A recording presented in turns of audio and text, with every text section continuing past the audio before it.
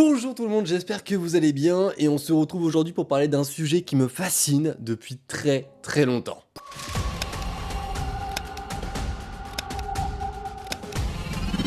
Le Graal, cette relique mystique et légendaire, pourrait bel et bien exister.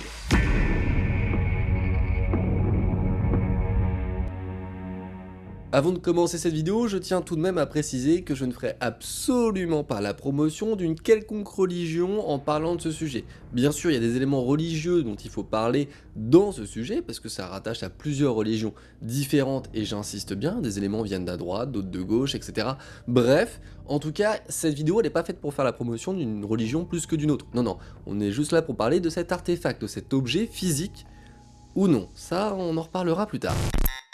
Commençons donc cette vidéo avec les premiers écrits ayant détaillé physiquement cet objet, nommé Perceval ou le Comte du Graal, écrit par Chrétien de Troyes. Sa matérialisation physique pourrait aussi bien être un vase creux qu'un plat légèrement incurvé de manière à pouvoir récupérer un liquide par exemple. Mais ce qui est intéressant, c'est quand même de noter le fait que le mot Graal, d'un latin médiéval, pourrait signifier dans un français ancien le mot vase. Mais Chrétien de Troyes va malheureusement décéder avant la fin de son ouvrage. Il va donc falloir s'attacher à d'autres faits historiques et d'autres récits venant de plusieurs endroits pour essayer de reconstituer l'histoire de ce fameux Graal. Notamment avec un homme, Joseph d'Arimathie, qui était là au moment de la descente de la croix, mais également de l'inhumation de Jésus. Ce détail a une grande importance parce que c'est à ce moment précis que le Graal devient ce que l'on va appeler le Saint Graal. Joseph d'Arimathie aurait récolté le sang du Christ dans ce fameux objet nommé le Graal. Sauf que ce n'est pas un récipient comme les autres. D'après certains textes, Joseph d'Arimathie aurait récupéré le fameux calice, donc le récipient avec lequel Jésus aurait partagé le vin lors de la scène. La scène, c'est le fameux repas dont beaucoup vont avoir une représentation artistique, notamment grâce à ce classique tableau magnifique de Léonard de Vinci. Il est d'ailleurs aujourd'hui encore exposé à l'église Santa Maria del Glasi. Fermons cette parenthèse artistique pour rentrer un peu plus dans le fameux côté un peu légendaire de cette histoire là. On veut en savoir plus sur ce qui lui arrive à cet objet, sur ce qu'il vit, sur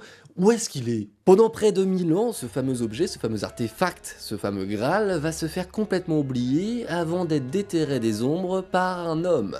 Arthur Pendragon, le fameux roi de Bretagne, le roi Arthur. Alors, certes, ce nom nous rappelle, à vous comme moi j'imagine, de très bons souvenirs de Kaamelott, y a pas de souci. Mais c'est pas juste ça. Bien sûr qu'il y a la légende arthurienne, les contes avec Lancelot, Perceval, etc. Mais tout ceci aurait possiblement tout à fait existé. Mais ça, on pourra en reparler si ça vous intéresse. Le fait est que le roi Arthur a très probablement véritablement existé. Il y a peut-être que moi que ça choque, mais je l'ai découvert en écrivant cette vidéo. Peut-être que je suis bête, je sais pas, mais en tout cas, ça m'a fait plaisir de le découvrir et j'ai envie de vous en parler. Mais plus tard, si ça vous intéresse. Au-delà de ce chef-d'œuvre qui est Kaamelott, très sincèrement, j'adore.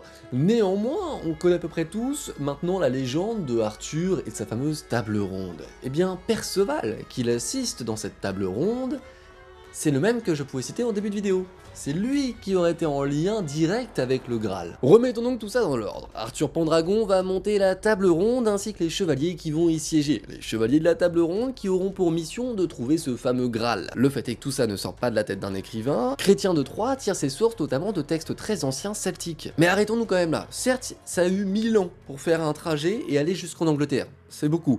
Néanmoins, à quel moment est-ce que ce fameux Graal a autant voyagé? Eh bien en réalité ça remonterait à Joseph, qui l'aurait potentiellement emmené en fuyant Jérusalem. Et à partir de là, le voyage, ce sera une énorme partie de son histoire à ce fameux objet. Un voyage que l'on a d'ailleurs du mal à retracer. Il sera volé à gauche et à droite par des nobles, ou alors par des chevaliers, ou alors par des rois, ou par toute institution quelle qu'elle soit. En réalité on ne sait pas vraiment. On retrouve par contre sa trace en France plusieurs années après, dans un endroit dans lequel il pourrait d'ailleurs encore être. Pour ça, il faut regarder du côté des Templiers, qui auraient retrouvé le Graal à l'intérieur de l'ancien temple de Salomon. Après ça, ils auraient pactisé avec une secte nommée les Cathars et basée dans le sud de la France pour leur donner. Mais les Cathars ne sont pas très appréciés, notamment à cause de la religion qu'ils pratiquent, et l'église va donc les nommer hérétiques. Le fait est que le roi de France indique que ce n'est absolument pas son rôle de prendre position contre ou pour eux. Il veut rester impartial, un petit peu, parce qu'au bout d'un moment, il accepte le fait qu'il y ait des croisades contre cette fameuse secte. Ce qui va se passer. Et à partir de là, les Cathares vont n'avoir de cesse que de bouger et voyager des endroits où ils sont pour être en sécurité. Malgré les nombreux châteaux et voyages qu'ils peuvent faire, ils sont toujours assiégés aux endroits où ils sont. Et à chaque fois que le siège est fini et qu'ils sont vaincus, les assaillants ne trouvent jamais le Graal, alors qu'il est dit qu'ils l'ont. Et oui, parce qu'avant chaque siège, ils envoient leur meilleur guide partir avec certains objets de valeur,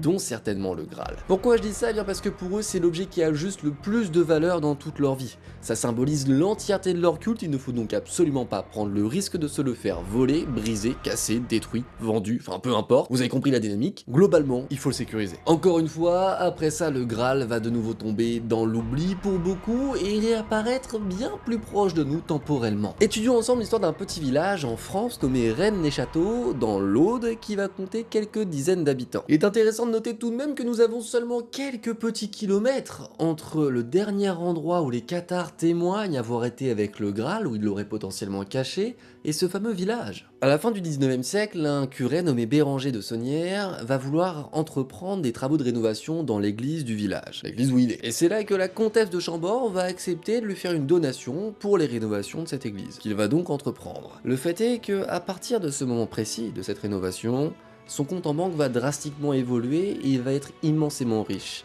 Tellement qu'il va pouvoir commencer à acheter des terrains, des domaines, des maisons, des choses comme ça. Et encore pire, les habitants découvrent qu'il fait livrer son rhum directement de Jamaïque, ce qui est donc quelque chose d'extrêmement coûteux à l'époque. Une légende de trésor fondée va naître en 1885 avec les ouvriers participant à la rénovation de cette église. Ils vont eux annoncer et simplement expliquer qu'ils ont trouvé un trésor sous l'autel de l'église. Le curé va lui dire que ce sont des pièces, des fameuses médailles appartenant à des nobles, anciens bien entendu et ont une certaine valeur. C'est vrai, d'ailleurs, elles sont aujourd'hui exposées, on peut les voir. Néanmoins, ça n'explique pas l'ampleur et l'importance du patrimoine qu'il a acquis, ou en tout cas qu'il va acquérir. Alors donc, comment est-ce qu'il peut tirer toute cette richesse? Est-ce qu'il y a d'autres trésors dont on ne connaît pas l'existence? Par exemple, un objet, une relique, un artefact?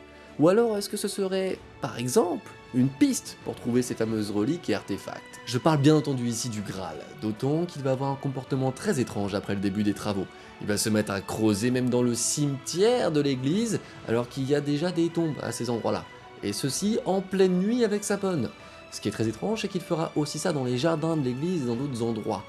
Comme s'il avait trouvé des instructions pour le mener à un trésor, peut-être même le Graal. Il y a un autre élément tout à fait troublant. Quand il restaure l'église, il fait installer des sculptures au nombre de 5. Ces fameuses sculptures, ce sont des saints. Et quand on prend la première lettre de chacun de ces saints, on obtient le mot Graal. Malheureusement, nous ne saurons jamais la fin de cette histoire et le trésor qu'il a pu ou non découvrir ou les informations qu'il a pu ou non connaître. Il décède en 1917 et que sa bonne sera la seule à savoir réellement ce qu'il a trouvé ou non. Le fait est qu'elle déclarera tout le reste de sa vie, après avoir hérité du patrimoine du curé qui lui a tout légué, que les habitants de ce village marchaient sur de l'or mais qu'ils ne le savaient pas encore.